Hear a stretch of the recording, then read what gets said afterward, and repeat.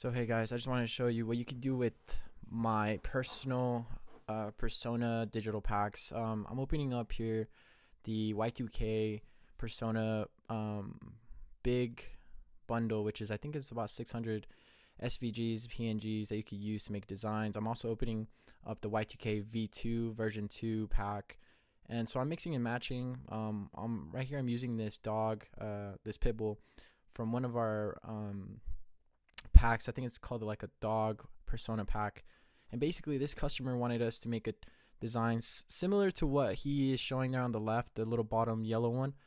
And so we're just here trying to find out what ways we can make it look good. Anyways, we skipped forward to, we went a little bit more rogue and retro and decided that the colors were just like not fitting for what he wanted. And I think he just wanted a regular abstract design. So he wanted us to name it Sideways. I guess that's one of his brands. And what we're going to do here is we're going to cut it off. We're going to change the layers and the colors, and we're just going to set it on top of each other.